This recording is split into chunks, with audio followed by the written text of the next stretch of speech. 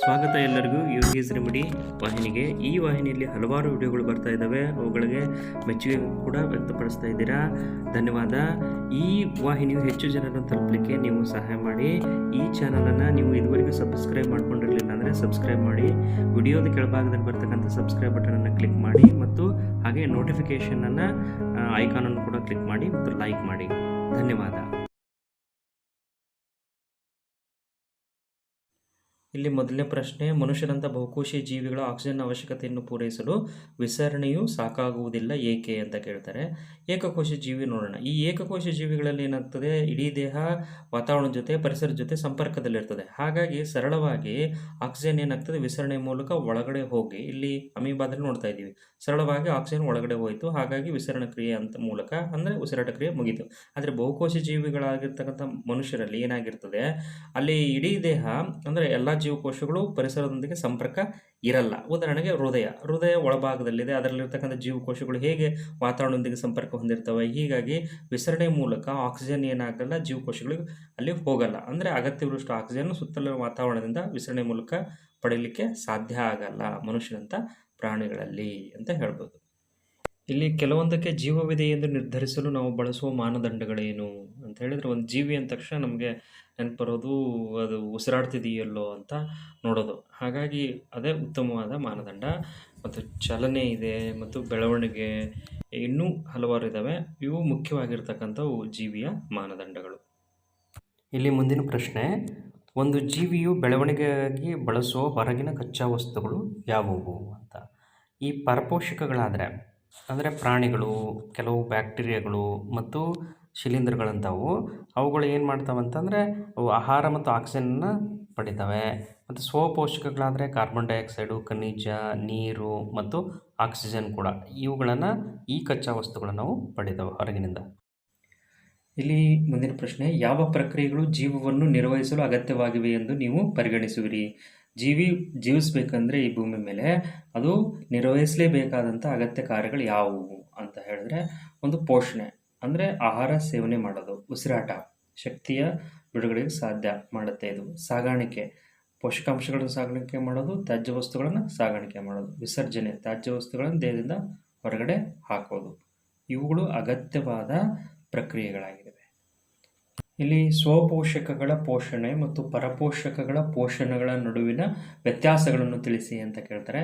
ಸ್ವಪೋಷಕಗಳ ಪೋಷಣೆ ಮತ್ತು ಪರಪೋಷಕಗಳ ಪೋಷಣೆಯನ್ನು ಬರೆಯೋಣ ನಾವು. ಇಲ್ಲಿ ಸ್ವಪೋಷಕಗಳು ಅಂದರೆ ತಮ್ಮ ಆಹಾರವನ್ನು ತಾವೇ ತಯಾರಿಸ್ಕೊಳ್ತವೆ. ಈ ಪರಪೋಷಕಗಳು ತಾವೇ ಆಹಾರ ತಯಾರಿಸ್ಕೊಳ್ಳೋಕ್ಕಾಗಲ್ಲ, ಅವಕ್ಕೆ ಸಾಧ್ಯ ಇಲ್ಲ ಅವಕ್ಕೆ. ಇನ್ನು ಸ್ವಪೋಷಕಗಳಲ್ಲಿ ನೋಡಿದರೆ ಜೀವಿಗಳು ಸರಳ ನಿರವಯ ವಸ್ತುಗಳಾದ ಕಾರ್ಬನ್ ಡೈಆಕ್ಸೈಡ್ ಆಗಿರ್ಬೋದು, ನೀರು, ಸೂರ್ಯನ ಉಪಸ್ಥಿತಿಯಲ್ಲಿ ಕ್ಲೋರೋಪ್ಲಾಸ್ಟ್ ಅಂತಕ್ಕಂಥ ಒಂದು ಜಾಗದಲ್ಲಿ ಅವೇನು ಮಾಡ್ತವೆ, ಆಹಾರವನ್ನು ತಾವೇ ತಯಾರಿಸ್ಕೊತವೆ. ನಿರವಯ ವಸ್ತುಗಳಿಂದ ಸಾವಯವ ವಸ್ತುವನ್ನು ತಯಾರಿಸ್ಕೊತವೆ. ಆದರೆ ಈ ಪರಪೋಷಕಗಳಿದಾವಲ್ಲ, ತಮ್ಮ ಆಹಾರಕ್ಕಾಗಿ ಬೇರೆ ಜೀವಿಗಳನ್ನು ಅವಲಂಬಿಸಿರ್ತವೆ. ಇನ್ನು ಉದಾಹರಣೆಗಳನ್ನು ನೋಡೋದಾದರೆ ಇಲ್ಲಿ ಸ್ವಪೋಷಕಗಳಲ್ಲಿ ಎಲ್ಲ ಸಸ್ಯಗಳಿರ್ತವೆ ಮತ್ತು ಕೆಲವು ಶೈವಲಗಳು, ನೀಲಿ ಹಸಿರು ಶೈವಲಗಳು ಅಂತ ಕೂಡ ಕರೀತಾರೆ ಅವನ್ನ. ಇನ್ನು ನೆಕ್ಸ್ಟು ಇಲ್ಲಿ ಪರಪೋಷಕಗಳಲ್ಲಿ ಎಲ್ಲ ಪ್ರಾಣಿಗಳು ಬರ್ತವೆ ಮತ್ತು ಬಹುಪಾಲು ಬ್ಯಾಕ್ಟೀರಿಯಾಗಳು ಮತ್ತು ಶಿಲೀಂಧ್ರಗಳು ಈ ವಿಭಾಗದಲ್ಲಿ ಬರ್ತವೆ. ಇಲ್ಲಿ ಮುಂದಿನ ಪ್ರಶ್ನೆ 6, ದ್ವಿತೀಯ ಸಂಶ್ಲೇಷಣೆಗೆ ಅಗತ್ಯವಾದ ಪ್ರತಿಯೊಂದು ಕಚ್ಚಾ ಪದಾರ್ಥಗಳನ್ನು ಸಸ್ಯಗಳು ಯಾವ ಮೂಲದಿಂದ ಪಡೆದುಕೊಳ್ಳುತ್ತವೆ ಅಂತ ಇದೆ. ದ್ವಿತೀಯ ಸಂಶ್ಲೇಷಣೆಗೆ ಅಗತ್ಯವಾದ ವಸ್ತುಗಳು ಕಾರ್ಬನ್ ಡೈಆಕ್ಸೈಡ್, ನೀರು, ಬೆಳಕು ಮತ್ತು ಕ್ಲೋರೋಪ್ಲಾಸ್ಟ್ ಬೇಕು. ಮೊದಲು ನೀರನ್ನು ಬೇರಿನಿಂದ ಹೀರ್ಕೋತದೆ, ಮಣ್ಣಿನಲ್ಲಿರ್ತದೆ, ಹಾಗಾಗಿ ಅದನ್ನು ಬೇರಿನ ಮೂಲಕ ಹೀರ್ಕೋತದೆ. ಇನ್ನು ಕಾರ್ಬನ್ ಡೈಆಕ್ಸೈಡನ್ನು ವಾತಾವರಣದಿಂದ ಅದು ಪತ್ರರಂಧ್ರದ ಮೂಲಕ ಹೀರ್ಕೋತದೆ. ಇನ್ನು ಸೂರ್ಯನ ಬೆಳಕಿನ ಶಕ್ತಿ ಕ್ಲೋರೋಪ್ಲಾಸ್ಟ್ ಹೀರ್ಕೋತದೆ. ಇನ್ನು ಕ್ಲೋರೋಫಿಲ್ ಅಂತಕ್ಕಂಥದ್ದು ಕ್ಲೋರೋಪ್ಲಾಸ್ಟ್ನಲ್ಲಿ ಇರ್ತದೆ. ಇದು ಈ ರೀತಿ ಕಚ್ಚಾ ಪದಾರ್ಥಗಳನ್ನು ಉಪಯೋಗಿಸ್ಕೊಳ್ಳುತ್ತೆ ಮತ್ತು ಆಹಾರವನ್ನು ತಯಾರಿಸುತ್ತೆ ಸಸ್ಯ. ಅಲ್ಲಿ ಮುಂದಿನ ಪ್ರಶ್ನೆ, ನಮ್ಮ ಜಠರದಲ್ಲಿ ಆಮ್ಲದ ಪಾತ್ರವೇನು ಅಂತ ಕೇಳ್ತಾರೆ. ಹಾಗಾದರೆ ಜಠರದಲ್ಲಿ ಆಮ್ಲ ಬಿಡುಗಡೆ ಆಗ್ತದೆ. ಯಾವ ಆಮ್ಲ ಬಿಡುಗಡೆ ಆಗ್ತದೆ? ಅಲ್ಲಿ ಹೈಡ್ರೋಕ್ಲೋರಿಕ್ ಆಮ್ಲ ಬಿಡುಗಡೆ ಆಗ್ತದೆ, HCl ಬಿಡುಗಡೆ ಆಗ್ತದೆ, ಮತ್ತು ಅಲ್ಲಿ ಪೆಪ್ಸಿನ್ ಮತ್ತು ರೇನಿನ್ ಬಿಡುಗಡೆ ಆಗ್ತದೆ, ಮತ್ತು ಲೋಳೆ ಬಿಡುಗಡೆ ಆಗ್ತದೆ. ಹಾಗಾದರೆ ನಾವು ನೋಡೋದಾದರೆ ಇಲ್ಲಿ ಪೆಪ್ಸಿನ್ ಮತ್ತು ರೇನಿನ್ ಅಂತಕ್ಕಂಥ ಕಿಣ್ವಗಳು ಜೀರ್ಣಕ್ರಿಯೆಗೆ ಸಹಾಯ ಮಾಡ್ತಕ್ಕಂಥ ಕಿಣ್ವಗಳು, ಅವುಗಳು ಜಠರದಲ್ಲಿ ಬಿಡುಗಡೆ ಆಗ್ತವೆ. ಆ ಪೆಪ್ಸಿನ್ ಮತ್ತು ರೇನಿನ್ಗಳು ಕಾರ್ಯ ಮಾಡಬೇಕು ಅಂದರೆ ಅವುಗಳ ಕಾರ್ಯಕ್ಷಮತೆಯನ್ನು ಹೆಚ್ಚಿಸಲಿಕ್ಕೆ ಆಮ್ಲೀಯ ವಾತಾವರಣ ಬೇಕು. ಆ ಆಮ್ಲೀಯ ವಾತಾವರಣವನ್ನು ಈ ಹೈಡ್ರೋಕ್ಲೋರಿಕ್ ಆಮ್ಲ ಒದಗಿಸುತ್ತೆ. ಮತ್ತು ಇನ್ನೂ ಒಂದು ಕಾರ್ಯ ಮಾಡುತ್ತೆ. ಅದು ಏನು ಅಂತಂದರೆ ಆಹಾರದಲ್ಲಿ ಇರಬಹುದಾದ ಬ್ಯಾಕ್ಟೀರಿಯಾಗಳನ್ನು ಇದೇನು ಮಾಡುತ್ತೆ, ನಾಶಪಡಿಸುತ್ತೆ ಆಮ್ಲ. ಅದಕ್ಕಾಗಿ ಇದು ಅವಶ್ಯಕ. ಇಲ್ಲಿ ಮುಂದಿನ ಪ್ರಶ್ನೆ, ಜೀರ್ಣಕಾರಿ ಕಿಣ್ವಗಳ ಕಾರ್ಯವೇನು ಅಂತ ಕೇಳಿದ್ದಾರೆ. ಇಲ್ಲಿ ಜೀರ್ಣಕ್ರಿಯೆಯಲ್ಲಿ ಕಿಣ್ವಗಳ ಕಾರ್ಯ ಏನು ಅಂತ ಕೇಳ್ದಂಗೆ, ನಾವು ತಿಂತಕ್ಕಂಥ ಆಹಾರ ಪದಾರ್ಥ, ಅದು ಚಪಾತಿ ಆಗಿರ್ಬೋದು, ರೊಟ್ಟಿ ಆಗಿರ್ಬೋದು, ಅನ್ನ ಆಗಿರ್ಬೋದು, ಯಾವುದೇ ಮಾಂಸದ ಪದಾರ್ಥ ಆಗಿರ್ಬೋದು, ಆ ಪದಾರ್ಥಗಳು ಏನಾಗಿರ್ತವೆ, ಸಂಕೀರ್ಣ ರೂಪದಲ್ಲಿ ಇರ್ತವೆ. ಅದರಲ್ಲಿ ಕಾರ್ಬೋಹೈಡ್ರೇಟನ್ನು ಎತ್ತಿ ತಿನ್ನಲ್ಲ ನಾವು, ಪ್ರೋಟೀನನ್ನು ಎತ್ತಿ ತಿನ್ನಲ್ಲ, ಆರಿಸಿ ತಿನ್ನಲ್ಲ, ಕೊಬ್ಬನ್ನು ಆರಿಸಿ ತಿನ್ನಲ್ಲ. ಹಾಗಾದರೆ ಅವು ಸಂಕೀರ್ಣ ರೂಪದಲ್ಲಿ ಇರ್ತವೆ. ಆ ಸಂಕೀರ್ಣವಾಗಿರ್ತಕ್ಕಂಥ ಆಹಾರ ಪದಾರ್ಥಗಳನ್ನು ಸಣ್ಣ ಕರಡಿನಲ್ಲಿ ವಿಲ್ಲೆಗಳಿರ್ತವೆ. ಆ ವಿಲ್ಲೆಗಳು ಹೀರಬಹುದಾದಷ್ಟು ಸರಳ ರೂಪಕ್ಕೆ ಮತ್ತು ರಕ್ತಕ್ಕೆ ಸೇರುವಷ್ಟು ಸರಳ ರೂಪಕ್ಕೆ ಪರಿವರ್ತಿಸೋದೇ ಈ ಕಿಣ್ವಗಳು. ಇಲ್ಲಿ 9ನೇ ಪ್ರಶ್ನೆ, ಪಚನಗೊಂಡ ಆಹಾರವನ್ನು ಹೀರಿಕೊಳ್ಳಲು ಸಣ್ಣ ಕರಡು ಹೇಗೆ ವಿನ್ಯಾಸಗೊಂಡಿದೆ ಅಂತ ಹೇಳಿದರೆ, ನಾವು ಹಿಂದಿನ ಪ್ರಶ್ನೆಯಲ್ಲೇ ಅದನ್ನು ಚರ್ಚೆ ಮಾಡಿದ್ವಿ. ಸಣ್ಣ ಕರುಳಿನ ಒಳಭಾಗ ಬೆರಳಿನಾಕಾರದ ವಿಲ್ಲೈಗಳನ್ನು ಹೊಂದಿರ್ತದೆ. ಆ ವಿಲ್ಲೈಗಳು ಆಹಾರ ಹೀರುವಿಕೆ ಪ್ರದೇಶವನ್ನು ವಿಸ್ತರಿಸ್ತವೆ ಮತ್ತು ವಿಲ್ಲೈಗಳನ್ನು ಸುತ್ತುವರೆದಿರುವ ರಕ್ತನಾಳಗಳು ಜೀರ್ಣವಾದ ಆಹಾರವನ್ನು ಪ್ರತಿ ಜೀವಕೋಶಕ್ಕೂ ಸಾಗಿಸ್ತವೆ. ಹಾಗಾಗಿ ಸಣ್ಣ ಕರಡು ಅದು ಜೀರ್ಣಕ್ರಿಯೆಗೂ ಸಹಾಯ ಆಗ್ತದೆ ಮತ್ತು ಜೀರ್ಣವಾದ ಆಹಾರ ಪದಾರ್ಥವನ್ನು ಹೀರಿ ಅದರ ರಕ್ತಕ್ಕೆ ಕಳಿಸ್ಲಿಕ್ಕೂ ಸಹಾಯ ಮಾಡ್ತದೆ. ಇಲ್ಲಿ ಮುಂದಿನ ಪ್ರಶ್ನೆ, ಉಸಿರಾಟ ಕ್ರಿಯೆಗೆ ಆಕ್ಸಿಜನ್ ಅನ್ನು ಪಡೆದುಕೊಳ್ಳುವುದಕ್ಕೆ ಸಂಬಂಧಿಸಿದಂತೆ ಜಲಜೀವಿಗಳಿಗಿಂತ ನೆಲಜೀವಿಗಳು ಹೊಂದಿರುವ ಅನುಕೂಲತೆಗಳೇನು ಅಂತ. ಅಂದರೆ ಯಾವ ಬೆಸ್ಟ್ ಅಂದರೆ ನೆಲಜೀವಿಗಳು ಅನುಕೂಲತೆಗಳನ್ನು ಹೊಂದಿದ್ದಾವೆ, ಅದು ಹೇಗೆ ಅಂತ ಕೇಳ್ತಾರೆ. ಈ ಜಲಚರ ಜೀವಿಗಳು ಅಂದರೆ ನೀರಿನಲ್ಲಿರ್ತಕ್ಕಂಥವು. ಆ ನೀರಿನಲ್ಲಿರ್ತಕ್ಕಂಥ ಜೀವಿಗಳಿಗೆ ಆಗಿರ್ಬೋದು, ಅವುಗಳ ಉಸಿರಾಟ ಕ್ರಿಯೆಗೆ ಏನು ಬೇಕು, ಆಕ್ಸಿಜನ್ ಬೇಕು. ಆ ಆಕ್ಸಿಜನ್ ಎಲ್ಲಿಂದ ದೊರೀತದೆ ಅವಕ್ಕೆ? ವಾತಾವರಣದಿಂದ, ಅಂದರೆ ಗಾಳಿಯಿಂದ ತೆಗೆದುಕೊಳ್ಳಲ್ಲ. ಅವು ನೀರಿನಲ್ಲಿ ಕರಗಿರ್ತಕ್ಕಂಥ ಆಕ್ಸಿಜನ್ ಇದೆ, ಆ ಕರಗಿರ್ತಕ್ಕಂಥ ಆಕ್ಸಿಜನನ್ನು ಪಡಿತವೆ. ಆದರೆ ಆ ಕರಗಿರ್ತಕ್ಕಂಥ ಆಕ್ಸಿಜನ್ ಅಲ್ಲಿ ಬಹಳ ಕಡಿಮೆ ಇರ್ತದೆ. ಹಾಗಾಗಿ ಅವುಗಳು ಹೆಚ್ಚು ಉಸಿರಾಟ ಮಾಡಬೇಕಾಗ್ತದೆ. ಹಾಗಾಗಿ ಆ ಒಂದು ಉಸಿರಾಟದ ದರ ಏನಾಗಿರ್ತದೆ, ಹೆಚ್ಚಾಗಿರ್ತದೆ. ಆದರೆ ನೆಲಜೀವಿಗಳಲ್ಲಿ ಅದ್ಭುತವಾಗಿರ್ತಕ್ಕಂಥ ಸಮೃದ್ಧವಾಗಿರ್ತಕ್ಕಂಥ ಆಕ್ಸಿಜನ್ ಹೊಂದಿರತಕ್ಕಂಥ ವಾತಾವರಣ ಇದೆ. ಇಲ್ಲಿ ಆ ವಾತಾವರಣದಲ್ಲಿರ್ತಕ್ಕಂಥ ಆಕ್ಸಿಜನ್ ಪಡಿತವೆ ಇವು.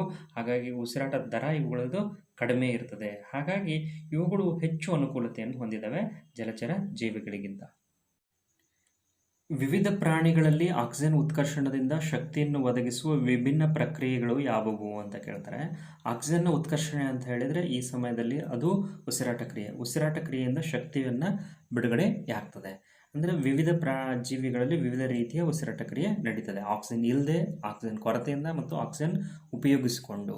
ಆದರೆ ಯಾವುದೇ ಆಗಿರ್ಬೋದು, ಯಾವುದೇ ಪ್ರಾಣಿಯಲ್ಲಾಗಿರ್ಬೋದು, ಯಾವುದೇ ಜೀವಿಯಲ್ಲಾಗಿರ್ಬೋದು, ಮೊದಲು ಗ್ಲುಕೋಸ್ ಏನಾಗ್ತದೆ, ಕೋಶ ದ್ರವ್ಯದಲ್ಲಿ 3 ಕಾರ್ಬನ್ ಹೊಂದಿರತಕ್ಕಂಥ ಪೈರುವೇಟ್ ಆಗ್ತದೆ. ಆ ಪೈರುವೇಟು ವಾಯುಕ ಉಸಿರಾಟ ಕ್ರಿಯೆಯಲ್ಲಿ ಒಂಥರ, ಅವಾಯುಕ ಉಸಿರಾಟ ಕ್ರಿಯೆಯಲ್ಲಿ ಒಂಥರ, ಲ್ಯಾಕ್ಟಿಕ್ ಆಮ್ಲದಲ್ಲಿ ಬೇರೆ ಬೇರೆ ಥರ ಉತ್ಪನ್ನಗಳನ್ನು ಉಂಟು ಮಾಡುತ್ತದೆ, ವಿವಿಧ ಪ್ರಮಾಣದ ಶಕ್ತಿಯನ್ನು ಕೂಡ ಬಿಡುಗಡೆ ಮಾಡ್ತದೆ. ಅದರಲ್ಲಿ ಒಂದನೇದು ನೋಡೋಣ, ವಾಯುಕ ಉಸಿರಾಟ ಕ್ರಿಯೆ. ಈ ವಾಯುಕ ಉಸಿರಾಟ ಕ್ರಿಯೆ ಅಂತಂದರೆ ಮೇಲ್ಮಟ್ಟದ ಜೀವಿಗಳಲ್ಲಿ ನಡೀತದೆ. ಇದು ಆಕ್ಸಿಜನ್ ಇರ್ತದೆ. ಆಕ್ಸಿಜನ್ ಸಹಾಯದಿಂದ ಇಲ್ಲೇನಾಗ್ತದೆ, 3 ಕಾರ್ಬನ್ ಇರ್ತಕ್ಕಂಥ ಪೈರುವೇಟು ವಿಭಜನೆಗೊಂಡು 3 ಕಾರ್ಬನ್ ಡೈಆಕ್ಸೈಡು, ನೀರು ಮತ್ತು ಶಕ್ತಿ ಉಂಟಾಗ್ತದೆ. ಇದು ಮೈಟೋಕಾಂಡ್ರಿಯಾದಲ್ಲಿ ನಡೀತದೆ. ಇನ್ನು ಅವಾಯುಕ ಉಸಿರಾಟ ಕ್ರಿಯೆ, ಇಲ್ಲಿ ಆಕ್ಸಿಜನ್ ಇರಲ್ಲ, ಆಕ್ಸಿಜನ್ ಇಲ್ಲದೆ ಉಸಿರಾಟ ಕ್ರಿಯೆ ನಡೀತದೆ. ಆವಾಗ 3 ಕಾರ್ಬನ್ ಪೈರುವೇಟ್ ವಿಭಜನೆಗೊಂಡು ಎಥನಾಲು, ಕಾರ್ಬನ್ ಡೈಆಕ್ಸೈಡ್ ಮತ್ತು ಶಕ್ತಿ ಉತ್ಪತ್ತಿ ಆಗುತ್ತೆ. ಈ ಶಕ್ತಿ ಉತ್ಪಾದನೆಯಲ್ಲಿ ವಾಯುಕ ಉಸಿರಾಟ ಕ್ರಿಯೆ ಹೋಲಿಸಿದರೆ ಅವಾಯುಕ ಉಸಿರಾಟ ಕ್ರಿಯೆಯಲ್ಲಿ ಕಡಿಮೆ ಪ್ರಮಾಣದ ಶಕ್ತಿ ಬಿಡುಗಡೆ ಆಗ್ತದೆ. ಈ ಪ್ರಕ್ರಿಯೆ ಎಲ್ಲಿ ನಡೀತದೆ ಅಂದರೆ ಈಸ್ಟ್ನ ಕೋಶ ದ್ರವ್ಯದಲ್ಲಿ ಹುದುಗುವಿಕೆ ಸಮಯದಲ್ಲಿ ನಡೀತದೆ. ಇದು ಅವಾಯುಕ ಉಸಿರಾಟ ಕ್ರಿಯೆ. ಇನ್ನು ಲ್ಯಾಕ್ಟಿಕ್ ಆಮ್ಲ ಬಿಡುಗಡೆ ಆಗ್ತದೆ. ಅಂದರೆ ತಕ್ಷಣದ ಚಟುವಟಿಕೆಯಿಂದ ಆ ಸ್ನಾಯುಗಳಲ್ಲಿ ಪೈರುವೇಟ್ ಪರಿವರ್ತನೆಗೊಂಡು ಲ್ಯಾಕ್ಟಿಕ್ ಆಮ್ಲ ಆಗ್ತದೆ. ಈ ಲ್ಯಾಕ್ಟಿಕ್ ಆಮ್ಲ ಅದು ಸ್ನಾಯು ಸೆಳೆತಕ್ಕೆ ಕಾರಣ ಆಗ್ತದೆ. ಈ ರೀತಿ ವಾಯುಕ, ಅವಾಯುಕ ಮತ್ತು ಆಕ್ಸಿಜನ್ ಕೊರತೆಯಿಂದ ಉಂಟಾಗ್ತಕ್ಕಂಥ ಲ್ಯಾಕ್ಟಿಕ್ ಆಮ್ಲದ ಬಿಡುಗಡೆ ಉಸಿರಾಟ ಕ್ರಿಯೆ ನಡೆಯುತ್ತವೆ. ಮನುಷ್ಯರಲ್ಲಿ ಆಕ್ಸಿಜನ್ ಮತ್ತು ಕಾರ್ಬನ್ ಡೈಆಕ್ಸೈಡ್ಗಳ ಸಾಗಾಣಿಕೆ ಹೇಗಾಗ್ತದೆ? ಈ ಆಕ್ಸಿಜನ್ ಉಸಿರಾಟಕ್ಕೆ ಬೇಕು. ಹಾಗಾದರೆ ಜೀವಕೋಶಗಳಿಗೆ ಅಗತ್ಯವಾಗಿರ್ತಕ್ಕಂಥ ಆಕ್ಸಿಜನನ್ನು ಯಾವ ತಲುಪಿಸ್ತಾವೆ ಅವಕ್ಕೆ? ರಕ್ತದಲ್ಲಿರ್ತಕ್ಕಂಥ ಹಿಮೋಗ್ಲೋಬಿನ್ ತಲುಪಿಸುತ್ತೆ. ಅದಕ್ಕೆ ಎಲ್ಲಿಂದ ಸಿಗ್ತದೆ? ಅದಕ್ಕೆ ಆಲ್ವಿಯೋಲಲ್ಲಿ ಸಿಗ್ತದೆ. ಆಲ್ವಿಯೋಲೈ ಎಲ್ಲಿರ್ತವೆ? ಶ್ವಾಸಕೋಶದಲ್ಲಿರ್ತವೆ. ನಾವು ಉಸಿರಾಟಕ್ಕೆ ಒಳಗೆ ತೆಗೆದುಕೊಂಡಂಥ ಗಾಳಿ ಎಲ್ಲಿ ಹೋಗ್ತದೆ? ಶ್ವಾಸಕೋಶಕ್ಕೆ ಹೋಗ್ತದೆ. ಅಲ್ಲಿ ಆಲ್ವಿಯೋಲೈ ಇರ್ತವೆ. ಆ ಆಲ್ವಿಯೋಲೈಯಲ್ಲಿ ಗಾಳಿ ತುಂಬಿಕೊಂಡಿರುತ್ತೆ. ಈಗ ಆ ಗಾಳಿಯಲ್ಲಿರ್ತಕ್ಕಂಥ ಆಕ್ಸಿಜನನ್ನು ರಕ್ತದಲ್ಲಿರ್ತಕ್ಕಂಥ ಹಿಮೋಗ್ಲೋಬಿನ್ ಹೀರಿಕೊಳ್ಳುತ್ತೆ. ಅದನ್ನು ತೆಗೆದುಕೊಂಡು ಹೋಗಿ ಜೀವಕೋಶಗಳಿಗೆ ಕೊಡುತ್ತೆ. ಅಲ್ಲಿ ಆಕ್ಸಿಜನ್ ಕೊರತೆ ಇರ್ತದೆ, ಅವುಗಳು ಜೀವಕೋಶಗಳನ್ನು ತೆಗೆದುಕೊಳ್ಳುತ್ತವೆ. ಇನ್ನು ಕಾರ್ಬನ್ ಡೈಆಕ್ಸೈಡ್ನ ಸಾಗಾಣಿಕೆ, ಇದು ನೀರಿನಲ್ಲಿ ಸುಲಭವಾಗಿ ಕರಗ್ತದೆ. ಹಾಗಾಗಿ ರಕ್ತದಲ್ಲಿರ್ತಕ್ಕಂಥ ಪ್ಲಾಸ್ಮಾ ಹೆಚ್ಚಿನ ಪ್ರಮಾಣದ ನೀರನ್ನೇ ಹೊಂದಿರ್ತದೆ. ಆ ಪ್ಲಾಸ್ಮಾದ ಮೂಲಕ ಇದು ಜೀವಕೋಶಗಳಿಂದ ಶ್ವಾಸಕೋಶಕ್ಕೆ ತಲುಪುತ್ತೆ. ಇಲ್ಲಿ ಅದು ರಕ್ತದಿಂದ ಗಾಳಿಗೆ ವಿಸರಣೆ ಆಗ್ತದೆ. ಅಂದರೆ ಉಸಿರಾಟ ಕ್ರಿಯೆ ನಡೆದಾಗ ಜೀವಕೋಶಗಳಲ್ಲಿ ಕಾರ್ಬನ್ ಡೈಆಕ್ಸೈಡ್ ಬಿಡುಗಡೆ ಆಗುತ್ತೆ. ಆ ಕಾರ್ಬನ್ ಡೈಆಕ್ಸೈಡನ್ನು ಅದನ್ನು ಶ್ವಾಸಕೋಶಕ್ಕೆ ತರೋದು ರಕ್ತ. ಆ ಕಾರ್ಬನ್ ಡೈಆಕ್ಸೈಡ್ ಶ್ವಾಸಕೋಶದಲ್ಲಿರ್ತದೆ, ಅದನ್ನು ನಾವು ಹೊರಗಡೆ ಹಾಕ್ತೀವಿ. ಇಲ್ಲಿ 13ನೇ ಪ್ರಶ್ನೆ, ಅನಿಲಗಳ ವಿನಿಮಯ ಪ್ರದೇಶವನ್ನು ಹೆಚ್ಚಿಸಲು ಮನುಷ್ಯರ ಶ್ವಾಸಕೋಶಗಳು ಹೇಗೆ ವಿನ್ಯಾಸಗೊಂಡಿವೆ ಅಂತಿದೆ. ಈ ಶ್ವಾಸಕೋಶಕ್ಕೆ ಸಂಪರ್ಕವನ್ನು ಒದಗಿಸೋದು ಯಾವುದು? ಉಸಿರುನಾಳ, ಟ್ರೇಕಿಯಾ. ಆ ಉಸಿರುನಾಳ ಏನಾಗ್ತದೆ? ಬ್ರ್ಯಾಂಕೈ ಮತ್ತು ಬ್ರ್ಯಾಂಕ್ಯೂಲ್ ಆಗಿ ಏನಾಗ್ತದೆ? ಬ್ರ್ಯಾಂಚ್ ಆಗ್ತದೆ, ಕವಲಾಗ್ತದೆ. ಆ ಬ್ರ್ಯಾಂಕ್ಯೂಲ್ನ ಮುಂಭಾಗದಲ್ಲಿ ಏನಿರ್ತವೆ? ಗಾಳಿ ಚೀಲಗಳಿರ್ತವೆ. ಆ ಗಾಳಿ ಚೀಲಗಳನ್ನು ಆಲ್ವಿಯೋಲೈ ಅಂತ ಹೇಳ್ತೀವಿ. ಈ ಆಲ್ವಿಯೋಲೈಗಳು ಅನಿಲಗಳ ವಿನಿಮಯಕ್ಕೆ ಹೆಚ್ಚಿನ ಪ್ರದೇಶವನ್ನು ಒದಗಿಸ್ತವೆ. ಮತ್ತು ಇವು ತೆಳುವಾದ ಗೋಡೆಯನ್ನು ಹೊಂದಿವೆ. ಇವುಗಳ ಮೇಲೆಲ್ಲ ರಕ್ತನಾಳಗಳು ಇದ್ದಾವೆ. ಮತ್ತು ಇವುಗಳು ರಕ್ತನಾಳಗಳಿರೋದ್ರಿಂದ ಉಸಿರಾಟದಲ್ಲಿ ಅನಿಲಗಳ ವಿನಿಮಯಕ್ಕೆ ಸಹಾಯ ಆಗ್ತದೆ. ಈ ಆಲ್ವಿಯೋಲೈಯಲ್ಲಿ ನಾವು ತೆಗೆದುಕೊಂಡಂಥ ಗಾಳಿ ಇರ್ತದೆ, ಅದರಲ್ಲಿ ಆಕ್ಸಿಜನ್ ಇರ್ತದೆ. ಆ ಆಕ್ಸಿಜನ್ ರಕ್ತಕ್ಕೆ ಹೋಗ್ತದೆ. ಆ ರಕ್ತದಲ್ಲಿರ್ತಕ್ಕಂಥ ಕಾರ್ಬನ್ ಡೈಆಕ್ಸೈಡು ಆಲ್ವಿಯೋಲೈಗೆ ಬರ್ತದೆ. ಈ ಥರ ಅನಿಲಗಳ ವಿನಿಮಯಕ್ಕೆ ಸಹಾಯಕ ಆಗ್ತದೆ. ಇಲ್ಲಿ 14ನೇ ಪ್ರಶ್ನೆ, ಮನುಷ್ಯರಲ್ಲಿ ಸಾಗಾಣಿಕಾ ವ್ಯೂಹದ ಘಟಕಗಳು ಯಾವುವು? ಈ ಘಟಕಗಳ ಕಾರ್ಯಗಳೇನು ಅಂತ ಇದೆ. ಸಾಗಾಣಿಕಾ ವ್ಯೂಹದ ಘಟಕಗಳು ಯಾವುವು ಅಂದರೆ ಹೃದಯ, ರಕ್ತನಾಳಗಳು. ಮೊದಲಿಗೆ ಹೃದಯವನ್ನು ಅಭ್ಯಾಸ ಮಾಡೋಕ್ಕೆ ತೆಗೆದುಕೊಳ್ಳೋದಾದರೆ, ಈ ಹೃದಯದ ಕಾರ್ಯ ಏನಂತ ಹೇಳಿದ್ರೆ, ದೇಹದ ನಾನಾ ಭಾಗಗಳಿಂದ ಕಾರ್ಬನ್ ಡೈಆಕ್ಸೈಡ್ ಹೊಂದಿರತಕ್ಕಂಥ ರಕ್ತ ಹೃದಯಕ್ಕೆ ಬರುತ್ತೆ. ಆ ಹೃದಯಕ್ಕೆ ಬಂದಿರತಕ್ಕಂಥ ರಕ್ತವನ್ನು ಶ್ವಾಸಕೋಶಕ್ಕೆ ತಳ್ಳೋದು. ಇನ್ನು ಶ್ವಾಸಕೋಶದಿಂದ ಆಕ್ಸಿಜನ್ ತೆಗೆದುಕೊಂಡು ಬಂದಿರತಕ್ಕಂಥ ರಕ್ತವನ್ನು ದೇಹದ ನಾನಾ ಭಾಗಗಳಿಗೆ ಇರತಕ್ಕಂಥ ಜೀವಕೋಶಗಳಿಗೆ ಆ ರಕ್ತವನ್ನು ತಳ್ಳೋದು. ಒಂದು ಕಾರ್ಬನ್ ಡೈಆಕ್ಸೈಡ್ ಹೊಂದಿರತಕ್ಕಂಥ ರಕ್ತವನ್ನು ಶ್ವಾಸಕೋಶಕ್ಕೆ ತಳ್ಳೋದು. ಇನ್ನು ಶ್ವಾಸಕೋಶದಿಂದ ಬಂದಿರತಕ್ಕಂಥ ಆಕ್ಸಿಜನ್ ಹೊಂದಿರತಕ್ಕಂಥ ರಕ್ತವನ್ನು ಜೀವಕೋಶಗಳಿಗೆ ತಳ್ಳೋದು. ಈ ಪಂಪ್ ಮಾಡ್ತಕ್ಕಂಥ ಕೆಲಸವನ್ನು ಮಾಡ್ತದೆ ಹೃದಯ. ಇನ್ನು ರಕ್ತ, ಈ ರಕ್ತ ಆಕ್ಸಿಜನ್, ಕಾರ್ಬನ್ ಡೈಆಕ್ಸೈಡ್, ಜೀರ್ಣವಾದ ಆಹಾರ, ಹಾರ್ಮೋನ್, ಯೂರಿಯಾದಂಥ ತ್ಯಾಜ್ಯ ವಸ್ತುಗಳು ಇಂಥವುಗಳನ್ನು ಏನು ಮಾಡ್ತದೆ? ಅದು ಸಾಗಾಣಿಕೆ ಮಾಡ್ತದೆ. ಮತ್ತು ರೋಗ ತಡೆಗಟ್ಟತಕ್ಕಂಥ ಕೆಲಸ ಮಾಡ್ತದೆ. ಮತ್ತು ಉಷ್ಣತೆಯನ್ನು ಇದು ಕೂಡ ಏನು ಮಾಡ್ತದೆ? ನಿಯಂತ್ರಿಸ್ತದೆ. ದೇಹದ ಉಷ್ಣತೆಯನ್ನು ನಿಯಂತ್ರಿಸ್ತದೆ. ಇನ್ನು ರಕ್ತನಾಳಗಳು, ರಕ್ತ ಹರಿತಕ್ಕಂಥ ಜಾಗ ಯಾವುದು? ಆ ಪೈಪ್ಗಳು ಯಾವುದು? ರಕ್ತನಾಳಗಳು. ಅದು ಹೃದಯಕ್ಕೆ ರಕ್ತ ತರೋದು ಅಥವಾ ಹೃದಯದಿಂದ ರಕ್ತವನ್ನು ತೆಗೆದುಕೊಂಡು ಹೋಗೋದು.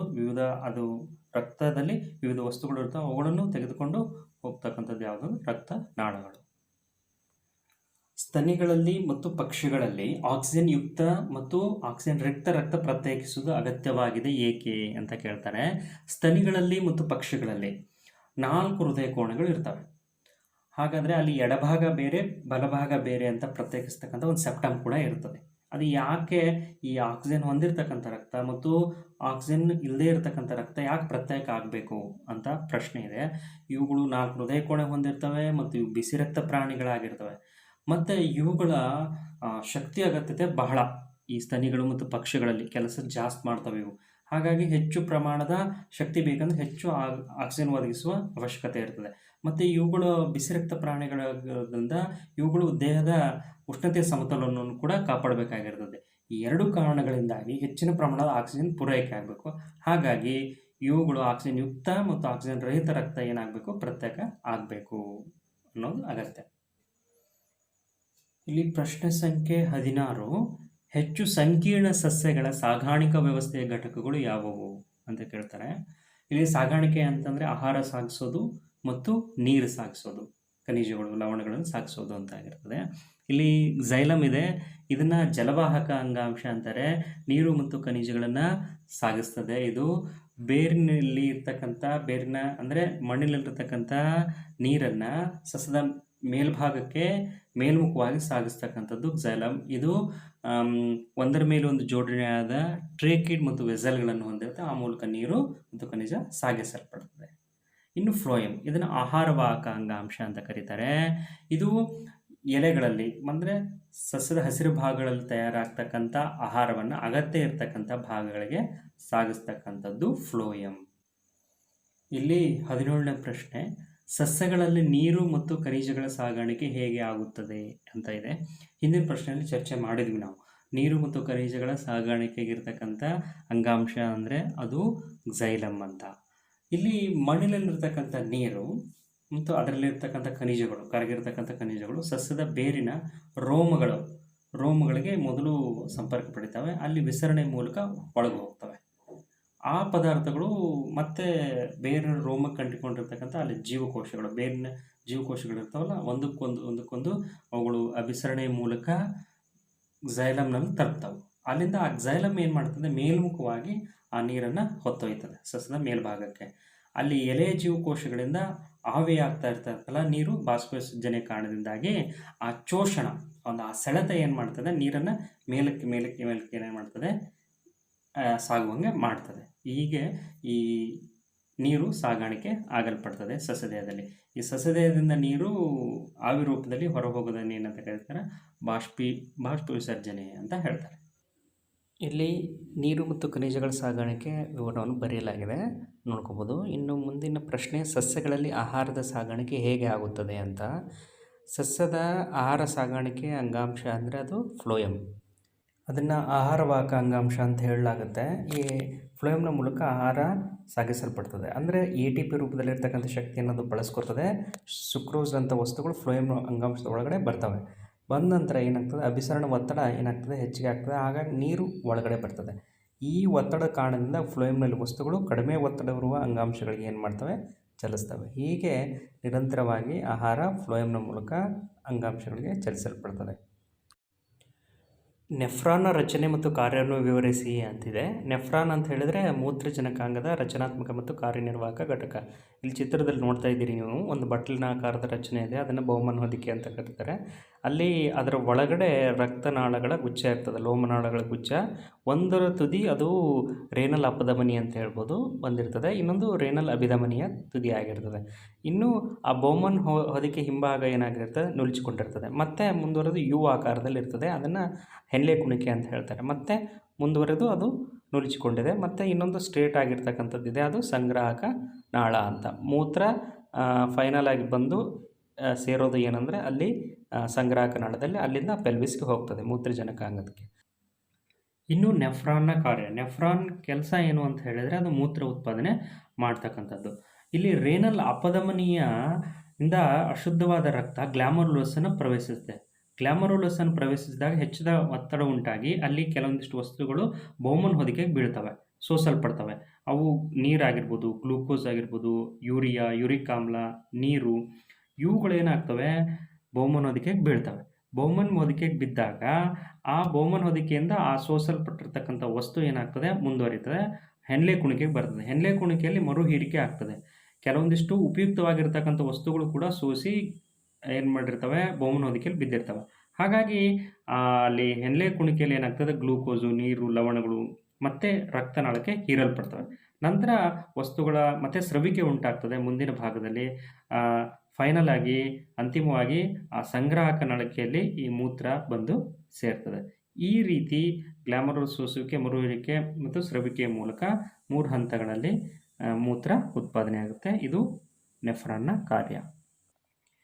ಇಲ್ಲಿ ಮುಂದಿನ ಪ್ರಶ್ನೆ, ಸಸ್ಯಗಳು ತ್ಯಾಜ್ಯ ಪದಾರ್ಥಗಳನ್ನು ಹೊರಹಾಕಲು ಬಳಸುವ ವಿಧಾನಗಳು ಯಾವುವು ಅಂತಿದೆ. ನೀರು ಹೆಚ್ಚಾದರೆ ಅದು ಕೂಡ ತ್ಯಾಜ್ಯ ವಸ್ತುವೆ. ಹಾಗಾಗಿ ಸಸ್ಯ ತನ್ನ ದೇಹದಿಂದ ನೀರನ್ನು ಆವಿ ರೂಪದಲ್ಲಿ ಹೊರಹಾಕ್ತದೆ. ಅದನ್ನು ಬಾಷ್ಪ ವಿಸರ್ಜನೆ ಅಂತ ಹೇಳ್ತೀವಿ ನಾವು, ಪತ್ರರಂಧ್ರದ ಮೂಲಕ. ಮತ್ತು ಎಲೆಗಳಲ್ಲಿ ತ್ಯಾಜ್ಯ ವಸ್ತುವನ್ನು ಸಂಗ್ರಹಿಸಿ ಎಲೆಯನ್ನು ಉದುರಿಸ್ಕೊತದೆ. ಈ ಕೂಡ ತ್ಯಾಜ್ಯ ವಸ್ತುವನ್ನು ನಿವಾರಣೆ ಮಾಡ್ಕೋತದೆ. ರಸಧಾನ್ಯಗಳಲ್ಲಿ ಸಂಗ್ರಹವಾಗ್ತದೆ. ಹಳೆಯ ಝೈಲಮ್ಗಳಲ್ಲಿ ತ್ಯಾಜ್ಯ ಪದಾರ್ಥಗಳು ರಾಳ ಮತ್ತು ಅಂಟುಗಳ ರೂಪದಲ್ಲಿ ಸಂಗ್ರಹ ಆಗ್ತವೆ. ಸಸ್ಯಗಳು ತಮ್ಮ ಸುತ್ತಲಿನ ಮಣ್ಣಿನಲ್ಲಿ ಕೂಡ ಕೆಲವು ತ್ಯಾಜ್ಯ ಪದಾರ್ಥಗಳನ್ನು ವಿಸರ್ಜಿಸ್ತವೆ. ಹೀಗೆ ತ್ಯಾಜ್ಯ ವಸ್ತುಗಳನ್ನು ವಿಸರ್ಜನೆ ಮಾಡೋದು ಸಸ್ಯಗಳಲ್ಲಿ ಕಂಡುಬರುತ್ತದೆ. ಉತ್ಪತ್ತಿಯಾಗುವ ಮೂತ್ರದ ಪ್ರಮಾಣ ಹೇಗೆ ನಿಯಂತ್ರಿಸಲಾಗುತ್ತದೆ ಅಂತ ಇದೆ. ಅಂದರೆ ಮನುಷ್ಯನಲ್ಲಿ ಉತ್ಪತ್ತಿ ಆಗ್ತಕ್ಕಂಥ ಮೂತ್ರದ ಪ್ರಮಾಣ ಯಾವುದನ್ನು ಅವಲಂಬಿಸಿರುತ್ತದೆ ಅಂತ ಹೇಳಿದರೆ, ಅಲ್ಲಿ ನೀರು ಮತ್ತು ತ್ಯಾಜ್ಯ ವಸ್ತುಗಳ ಆಧಾರದಲ್ಲಿ ಮೂತ್ರ ಉತ್ಪಾದನೆ ಆಗ್ತದೆ. ರಕ್ತದಲ್ಲಿ ನೀರಿನ ಪ್ರಮಾಣ, ಯೂರಿಯಾದಂಥ ತ್ಯಾಜ್ಯ ವಸ್ತುಗಳ ಪ್ರಮಾಣ ಹೆಚ್ಚಾದಾಗ ಮೂತ್ರ ಆಟೋಮೆಟಿಕಲಿ ಏನಾಗ್ತದೆ, ಹೆಚ್ಚು ಉತ್ಪತ್ತಿ ಆಗ್ತದೆ. ಅವುಗಳ ಪ್ರಮಾಣ ಕಡಿಮೆ ಇದ್ದರೆ ಮೂತ್ರ ಪ್ರಮಾಣ ಕೂಡ ಕಡಿಮೆ ಆಗ್ತದೆ. ಮತ್ತು ಇನ್ನೊಂದು ಹಾರ್ಮೋನ್, ಆಂಟಿ ಡೈರೆಟಿಕ್ ಹಾರ್ಮೋನ್ ಅಂತ, ಅದು ಕೂಡ ಮೂತ್ರದ ಪ್ರಮಾಣವನ್ನು ಮತ್ತು ಸಾರತೆಯನ್ನು ನಿಯಂತ್ರಿಸ್ತದೆ. ಈ ವಿಡಿಯೋದಲ್ಲಿ ಇಷ್ಟು ಮಾಡಲಿಕ್ಕೆ ಸಾಧ್ಯ ಆಯಿತು.